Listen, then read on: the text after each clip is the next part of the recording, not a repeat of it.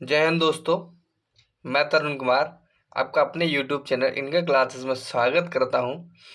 आज हम देखने वाले हैं जीएस का सेट नंबर 10। इसमें आपके 34 क्वेश्चंस तो आपके जीएस के रहने वाले। इसमें 10 क्वेश्चंस आपके करंट के होंगे, बाद बाकी के जीएस हिस्ट्री पॉलिटी से संबंधित होंगे। उसके बाद 15 क्वेश्चंस आपके मानसिक अभिरुचि के होंगे। जो इनमें जो क्वेश्चंस आते हैं वो आते हैं आपकी जो पुलिस भर्ती में जो ज्वाइन होने के बाद जो प्रक्रिया के तहत समस्याएं आती हैं उनसे संबंधित प्रश्न होते हैं। यह आपको कोई नहीं पढ़ाता है। यह 15 प्रश्न हमने अपनी वीडियो में कवर किए हैं लास्ट में, तो वीडियो को पूरा देखिएगा और धड़ल्ले से प्रैक्टिस सेट पे प्रैक्टिस सेट लगाते रहिएगा, क्योंकि पेपर में आप ज़्यादा टाइम नहीं बचा है। कुल मिला के 15 दिन बचे हैं तैयारी के लिए, तो इन्हीं 15 दिन में हमें जितना प्रैक्टिस सेट करना है उतनी प्रैक्टिस कर लेते हैं। चलते हैं, ज़्यादा टाइम ना लेते हुए अपनी क्लास की ओर। क्लास स्टार्ट करने से पहले आप लोगों से रिक्वेस्ट है, यदि आप चैनल पर पहली बार आए हैं तो चैनल को सब्सक्राइब कर लें। चलिए शुरू करते हैं। हमारा पहला प्रश्न है, नवंबर 2023 में किसे प्रतिष्ठित बुकर पुरस्कार 2023 से सम्मानित किया गया है?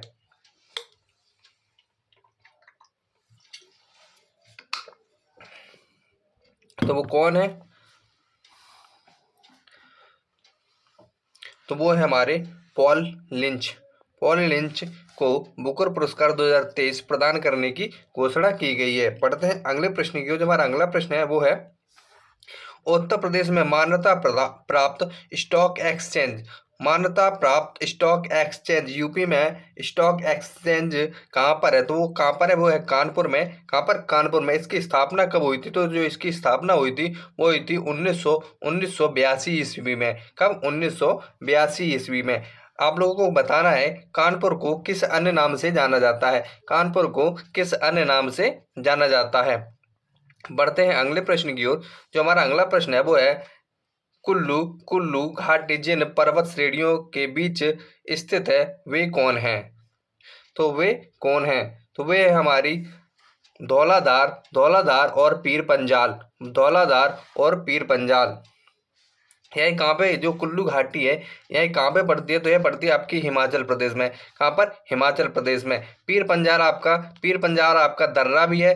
पीर पंजाल दर्रा भी है जो हिमाचल प्रदेश में स्थित है।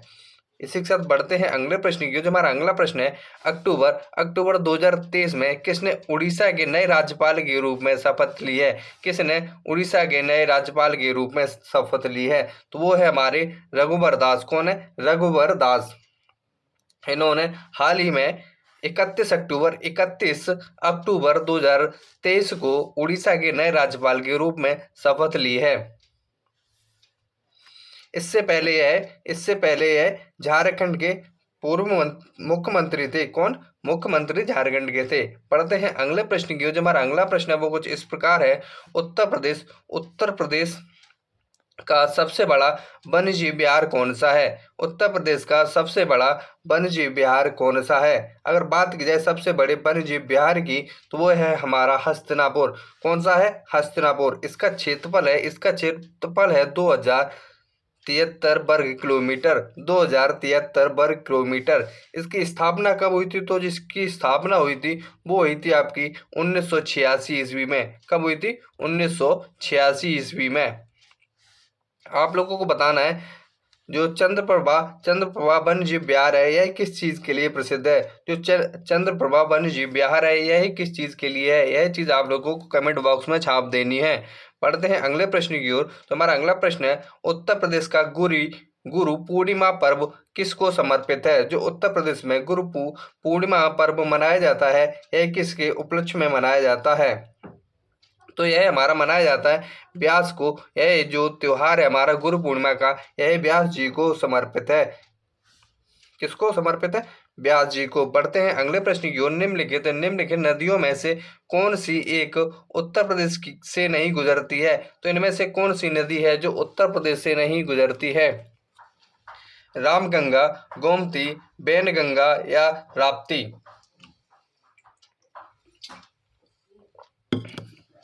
तो आपको बता देना है कौन सी नदी है जो उत्तर प्रदेश से नहीं गुजरती है। तो वो है हमारी रामगंगा। रामगंगा हमारी उत्तर प्रदेश से नहीं गुजरती है। या फिर बेनगंगा, इन दोनों में से आपको बताना है कौन सी हमारी उत्तर प्रदेश से नहीं गुजरती है। कमेंट बॉक्स में छाप दो इसको। बढ़ते हैं अगले प्रश्न की ओर। नवंबर 2023 में प्रधानमंत्री नरेंद्र मोदी ने वीडियो कॉन्फ्रेंसिंग के जरिए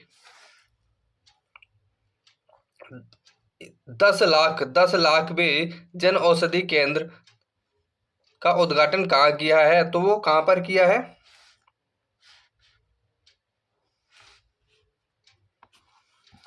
तो वो किया है देवघर एम्स देवघर में। कहाँ पर? एम्स देवघर में। पढ़ते हैं अगले प्रश्न की। जो हमारा अगला प्रश्न है वो है हर्यक वंश का शासक अजातशत्रु किसका पुत्र था? जो हर्यक वंश का शासक अजातशत्रु था वह किसका पुत्र था? तो बात की जाए अजातशत्रु की, तो अजातशत्रु जो हमारा बिंदुसार का बिंबिसार का पुत्र था। किसका पुत्र था? बिंबिसार का।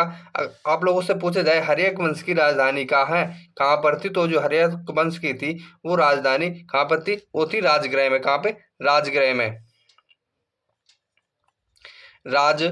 में हर्यक वंश की राजधानी थी। आप लोगों को बताना है जो राजगृह है यह आधुनिक भारत में किस राज्य में स्थित है? बढ़ते हैं अगले प्रश्न की ओर। चुंबकीय प्रेरण का एसआई मात्रक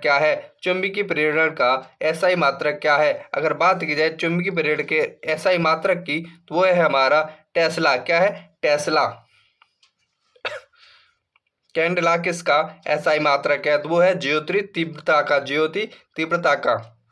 आपको बताना है कमेंट में कि डायप्टर किसका एसआई मात्रक है। बढ़ते हैं अगले प्रश्न की ओर। जो हमारा अगला प्रश्न है, अक्टूबर 2023 में जारी वैश्विक भुखमरी सूचांक 2023 में भारत का स्थान कौन सा रहा है? तो अगर बात की जाए भारत की तो भुखमरी में भारत 111वें नंबर पर था। आप लोगों को कमेंट बॉक्स में बताना है नंबर 1 पर कौन सा राज्य था, नंबर 1 पर कौन सा देश था या कौन सा देश था।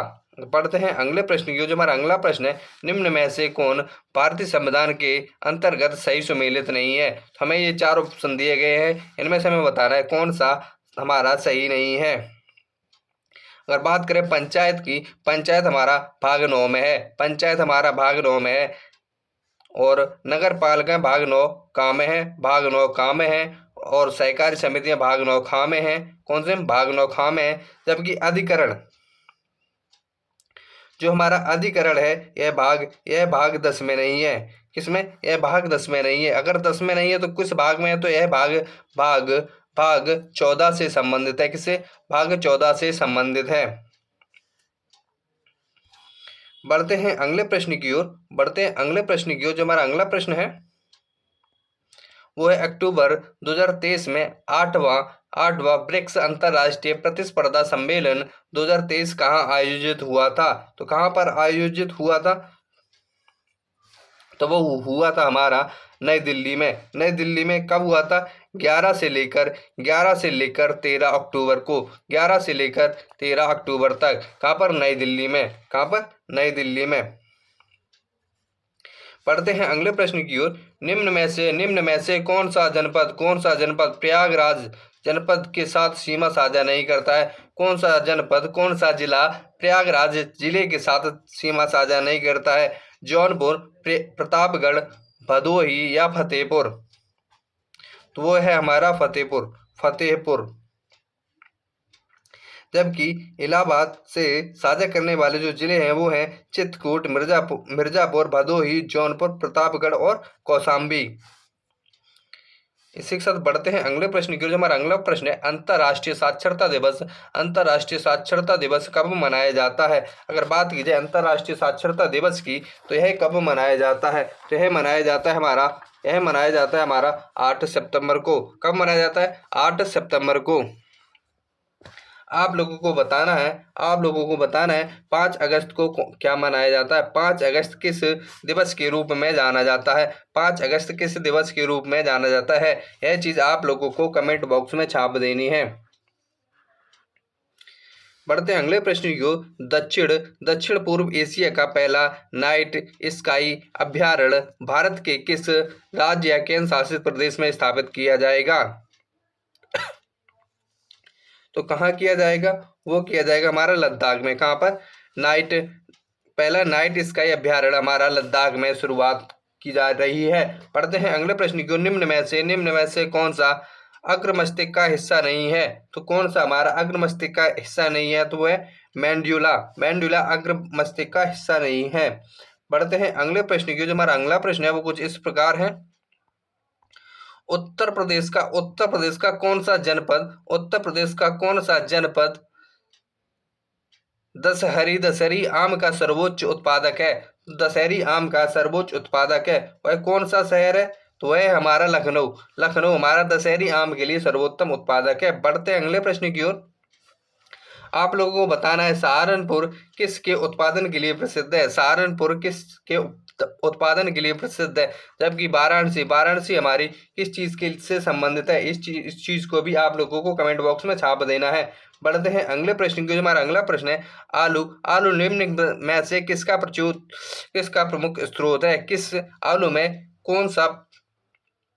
कौन सी चीज प्रचुर मात्रा में पाई जाती है? तो वो कौन सी चीज है? वो है हमारी खनिज पदार्थ। क्या है? खनिज पदार्थ प्रचुर मात्रा में पाया जाता है।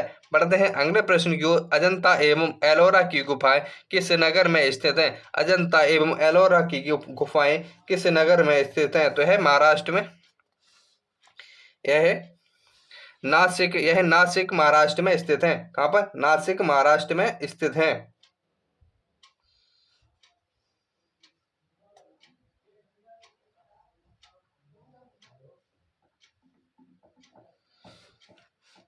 में स्थित हैं या फिर मुंबई या पुणे या औरंगाबाद। तो आपका सही जवाब क्या रहने वाला है?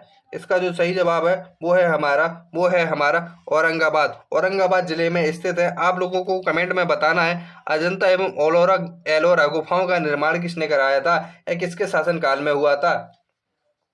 बढ़ते हैं अगले प्रश्न की ओर। मीनाक्षी मंदिर कहाँ स्थित है? अगर बात की जाए मीनाक्षी मंदिर की तो यह मदुरई में स्थित है।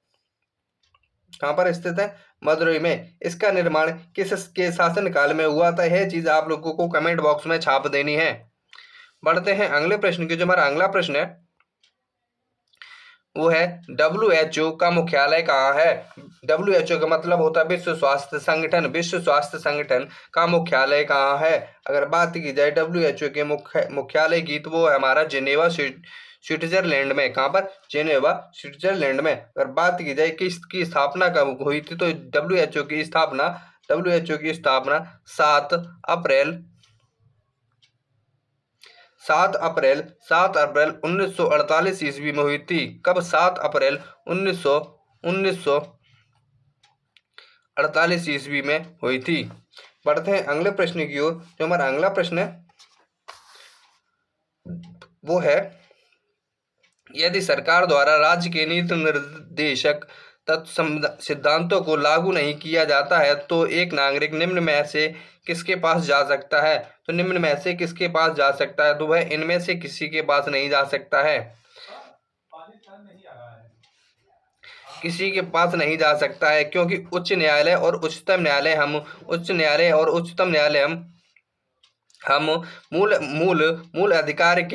मूल अधिकार के संक्षेप में जाते हैं। जबकि अगर पूछा जाए कि उच्च न्यायालय जाने के लिए हमें कौन सा आर्टिकल चाहिए होता है और उच्चतम न्यायालय के लिए हमें कौन सा आर्टिकल चाहिए होता है तो यह चीज आप लोगों को कमेंट बॉक्स में छाप देनी है। बढ़ते हैं अगले प्रश्न की ओर।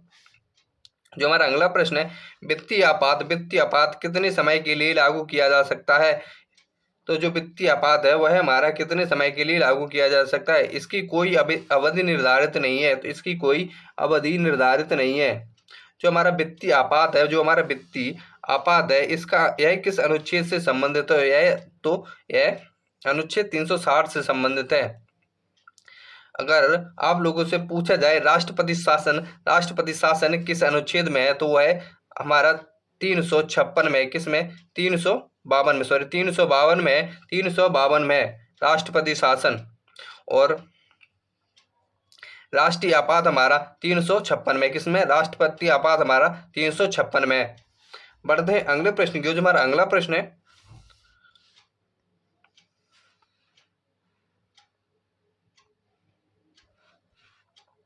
वो है उत्तर प्रदेश का एकमात्र मुक्त विश्वविद्यालय जाना जाता है, किस नाम से जाना जाता है? तो वह है हमारा राजश्री पुरुषोत्तम दास टंडन मुक्त विश्वविद्यालय।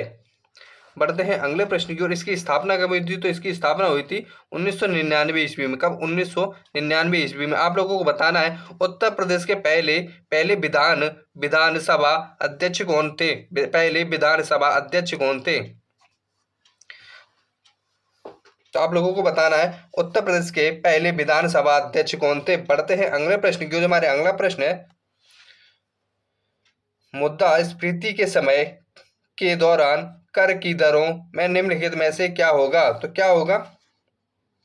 तो उनमें वृद्धि कर दी जाएगी। क्या? उनमें वृद्धि हो जाएगी। चेचक के लिए टीके या वैक्सीनेशन का आविष्कार किसने किया था? जो चेचक के लिए जो टीके लगते हैं उनका आविष्कार किसने किया था? तो उसका जो आविष्कार है हमारा वो किया था एडवर्ड जेनर ने। किसने? एडवर्ड जेनर ने। बढ़ते हैं अगले प्रश्न की ओर। गोदावरी नदी किस नदी पर और किस राज्य में जायका बाड़ी बांध किस नदी और किस राज्य में है? तो जो जायका बाड़ी बांध है यह हमारा गोदावरी नदी महाराष्ट्र में है। कहाँ पर? गोदावरी महाराष्ट्र में। बढ़ते हैं अगले प्रश्न की ओर। जो हमारा अगला प्रश्न है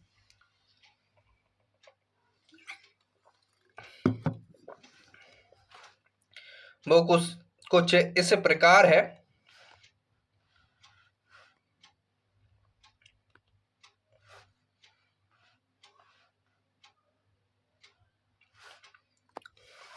निम्नलिखित नदियों में से कौन सी नदी जबलपुर के निकट धुआंधार जल प्रपात का निर्माण करती है?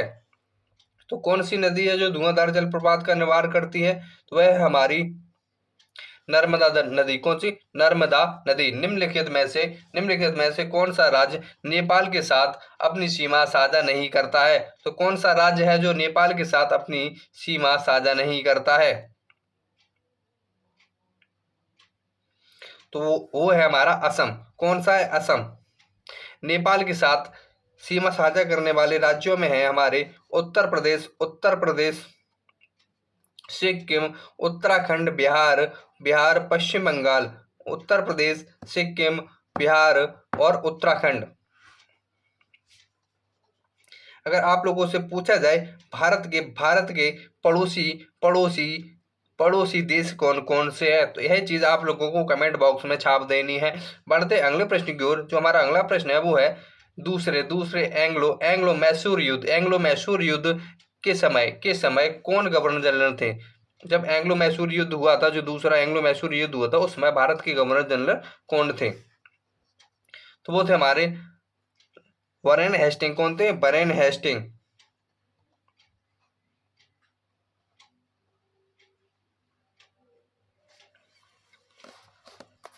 बढ़ते हैं अगले प्रश्न की। जो हमारा अगला प्रश्न है वह प्रसिद्ध क्रांतिकारी गीत सरफरोशी की तमन्ना अब हमारे दिल में के रचयिता कौन है? सरफरोशी की तमन्ना अब हमारे दिल में है, इसके रचयिता कौन है? तो वह बिस्मिल अजीमाबादी। कौन? बिस्मिल अजीमाबादी। कौन है? बिस्मिल अजीमाबादी। पढ़ते हैं अगले प्रश्न को। निम्न में से कौन बंगाल का अंतिम गवर्नर जनरल था? अगर बात की जाए बंगाल के अंतिम गवर्नर जनरल की तो वह हमारा था विलियम बेंटिंग। कौन था? William Bentinck. यही भारत का भी पहला गवर्नर जनरल बना था। इसी को भारत के पहले गवर्नर जनरल के रूप में भी स्वीकार किया गया था। बढ़ते हैं अगले प्रश्न की ओर। आप लोगों को बताना है जो वॉरेन हेस्टिंग है इन्हें भारत के किस रूप में जाना जाता है? तो भारत के प्रथम, यह भारत में भी इनको किसी प्रथम रूप में जाना जाता था, तो वह किस रूप में जाना जाता है? यही चीज आप लोगों को बता देनी है। बढ़ते हैं अगले प्रश्न की ओर।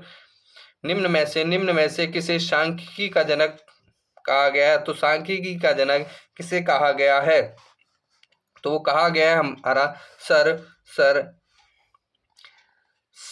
Sir R A Fisher, sir R A Fisher, sir R A Fisher.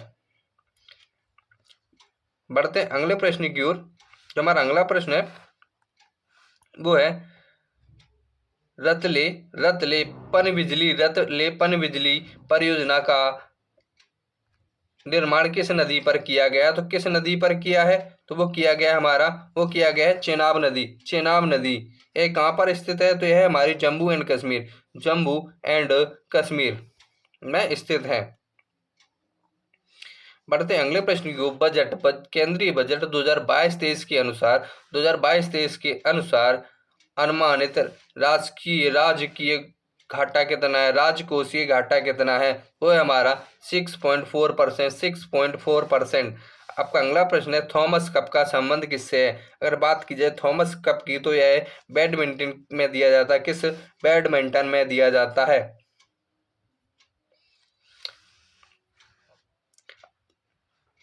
हाँ, अगर बात की जाए फुटबॉल की तो फुटबॉल में कौन सा कप दिया जाता है? तो वो दिया जाता है फीफा, फीफा कप फुटबॉल में दिया जाता है। आप लोगों को बताना है कि हॉकी में कौन सा कप दिया जाता है। पढ़ते हैं अगले प्रश्न की। जो हमारा अगला प्रश्न है वो है निम्नलिखित देशों में आसियान का सदस्य नहीं है। तो कुछ देश दिए गए हैं, इनमें से आसियान का सदस्य देश कौन सा नहीं है? भारत, इंडोनेशिया, सिंगापुर या मलेशिया। तो कौन है? तो वो है हमारा भारत। भारत आसियान का सदस्य देश नहीं है।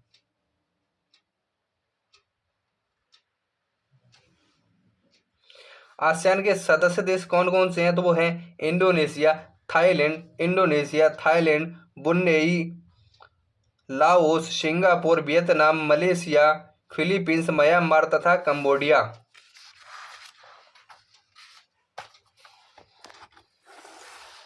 बढ़ते हैं अगले प्रश्न की। जो हमारे अब यहाँ से शुरू होंगे हमारे मानसिक अभिरुचि के प्रश्न, जो चयनित होने के बाद में जो समस्या हमारे साथ घटेंगी उनसे संबंधित प्रश्न है। तो वंचित बच्चे निम्नलिखित परिस्थितियों में इस एक को छोड़कर अन्य सभी के कारण पीड़ित होते हैं। धन का अभाव, शिक्षा का अभाव, पोषण का अभाव या ज्ञान का अभाव। तो आपका सही जवाब होगा वो होगा ज्ञान का अभाव। ज्ञान के अभाव के कारण बच्चे धन से भी पीड़ित होते हैं, पोषण के भी पीड़ित होते हैं और शिक्षा का भी अभाव उनको हो जाता है। तो आपका सही जवाब होगा ऑप्शन नंबर सी, ज्ञान का अभाव। बढ़ते हैं अगले प्रश्न की ओर। प्रीति जिसके पिता राज्य के मुख्यमंत्री और रजनी के पिता एक अमीर किसान है। दोनों दोस्त हैं। प्रीति और रजनी दोनों सिविल सेवा परीक्षा दे रही है। प्रीति और रजनी के लिए नए परीक्षा शुल्क के संदर्भ में निम्नलिखित में कौन सा विकल्प सही है? तो पहला है प्रीति रजनी द्वारा दी गई फीस से अधिक फीस का भुगतान करती है, या प्रीति रजनी द्वारा दी गई फीस से कम फीस का भुगतान करती है, या प्रीति और रजनी दोनों को फीस में छूट दी जाएगी। तो दोनों को छूट दे दी जाएगी। बढ़ते हैं अगले प्रश्न की। जो हमारा अगला प्रश्न है वह सिटी एक्ट में हाल ही में चुनी गई सरकार ने जनता के हित में कुछ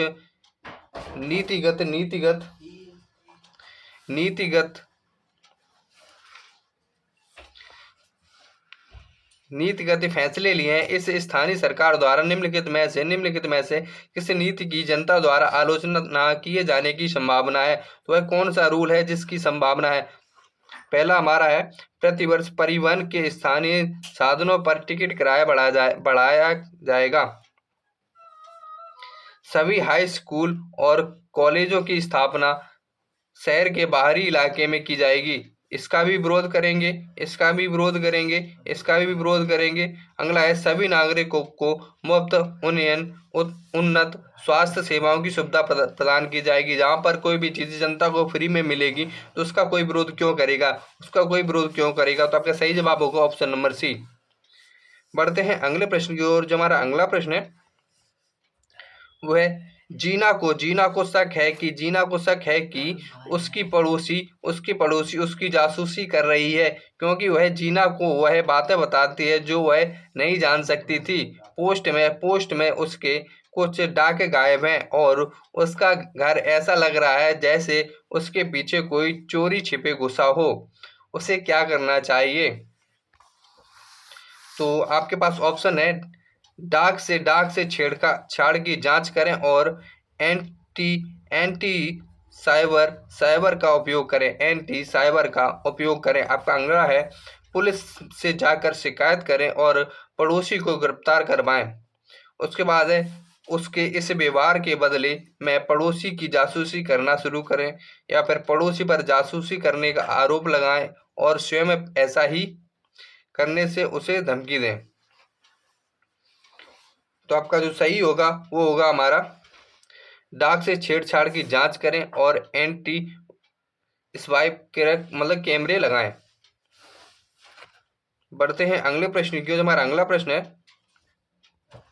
वो है, आदेश आदेश आदेश पुस्तिका किसके द्वारा लिखी जाती है? जो आदेश पुस्तिका है वो हमारे जो पुलिस विभाग है उसमें आदेश पुस्तिका कौन जारी करता है? तो बात की जाए आदेश पुस्तिका की, तो वह जारी करता है हमारा निरीक्षक। कौन?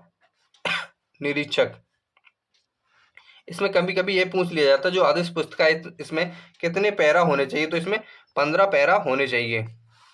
बढ़ते हैं अगले प्रश्न की ओर। सहयोगियों के साथ अपने मतभेद दूर करने का उचित उपाय क्या है? सहयोगियों के साथ अपने मतभेद दूर करने का सही उपाय क्या है? तो वह है हमारा, मतभेदों का कारण जानने की कोशिश करें और उन्हें आपसी वार्तालाप से दूर करें।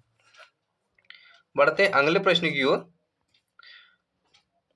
आप एक थाना इंचार्ज हैं। आपको जानकारी मिलती है कि एक प्रभावशाली व्यक्ति के पुत्र ने अपनी लग्जरी गाड़ी से एक गरीब व्यक्ति को कुचल दिया है।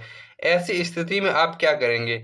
यदि आपके वरिष्ठ अधिकारी कार्रवाई न करने का दबाव बना रहे हों, तो ऐसी परिस्थितियां भी हमारे ड्यूटी के टाइम आती हैं। तो उस समय हमें क्या करना चाहिए?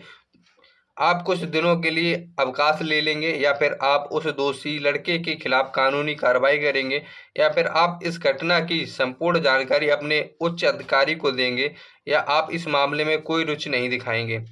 तो इसका जो सही जवाब होगा वो होगा, आप उस दोषी लड़के के खिलाफ कानूनी कार्रवाई करेंगे। क्या? कानूनी कार्रवाई करेंगे। बढ़ते अगले प्रश्न की ओर। जनहित याचिका किस न्यायालय के समक्ष दायर की जा सकती है? सुप्रीम कोर्ट या उच्च न्यायालय या हाई कोर्ट? तो हमारा जो सही जवाब है, आप जनहित याचिका सुप्रीम कोर्ट में भी दायर कर सकते हो और उच्च न्यायालय हाई कोर्ट में भी दायर कर सकते हो। तो आपका सही जवाब होगा ए और बी दोनों। बढ़ते अगले प्रश्न की। जो हमारा अगला प्रश्न है वो है, राष्ट्रीय सुरक्षा गार्ड एनएसजी कमांडो, जो एनएसजी कमांडोज है उसकी संस्था की स्थापना, एनएसजी की स्थापना कब हुई थी? तो जो एनएसजी कमांडो की जो संस्था है उसकी स्थापना कब हुई थी? तो वो हुई थी हमारी 1986 ईस्वी में। कब? 1986 ईस्वी में। बढ़ते अगले प्रश्न की ओर। युवकों के लिए लंबे समय तक रोजगार न उपलब्ध कराने से कुछ वर्षों में बेरोजगारों की संख्या बड़ी तैयार हो जाती है। इसके कारण उत्पन्न हो सकती है। इससे क्या कौन कौन से कारण जो उत्पन्न हो सकते, कौन कौन सी समस्याएं उत्पन्न हो सकती हैं? पर्यावरण समस्याएं उत्पन्न होंगी, या कानून व्यवस्था की समस्याएं आएंगी, या आतंकवाद बढ़ेगा, या कुपोषण की समस्या बढ़ेगी? आपका जो सही जवाब होगा वो होगा, कानून व्यवस्था में भी समस्याएं आएंगी, आतंकवाद भी बढ़ेगा और कुपोषण की भी समस्या आएंगी। तो आपका सही जवाब यही हुआ, 2, 3 और 4। बढ़ते हैं अगले प्रश्न की। जो हमारा अगला प्रश्न है वो है, यदि किसी व्यक्ति में अनुशीलता होगी तो वह निम्न में से कौन से गुण का भागीदार होगा? नकारात्मकता, सकारात्मकता, या मूर्खता, या कायरता? आपका जो सही जवाब होगा वो होगा सकारात्मक, पॉजिटिविटी। क्या होगा? पॉजिटिविटी। बढ़ते अगले प्रश्न की ओर। राज्य स्तर पर सबसे बड़ा पुलिस अधिकारी कौन होता है? जो राज्य स्तर होता है उस राज्य स्तर पर सबसे बड़ा पुलिस अधिकारी कौन होता है? तो वह हमारा होता है डीजीपी। कौन होता है? डीजीपी, पुलिस महानिदेशक। बढ़ते अगले प्रश्न की ओर। जो हमारा अगला प्रश्न है वो है, लैंगिक संवेदनशीलता का संबंध किससे है? जो लैंगिक संवेदनशीलता है इसका संबंध किससे है? तो वह हमारा स्त्रियों के प्रति व्यवहार, स्त्रियों के प्रति व्यवहार। पढ़ते हैं अगले प्रश्न की। जो यह हमारा अंतिम प्रश्न होगा, घरेलू हिंसा में शामिल नहीं है। जो घरेलू हिंसा है वह किन किन चीज़ों में शामिल नहीं है?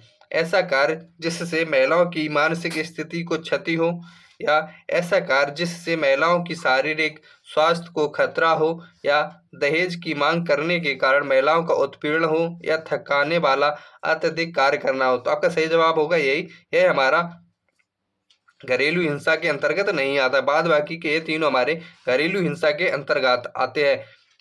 इस वीडियो में इतना ही, मिलते हैं अगली वीडियो में। तब तक के लिए जय हिंद। यदि वीडियो आप लोगों को पसंद आई हो तो वीडियो को लाइक कर दो, साथ साथ चैनल को भी सब्सक्राइब कर लो।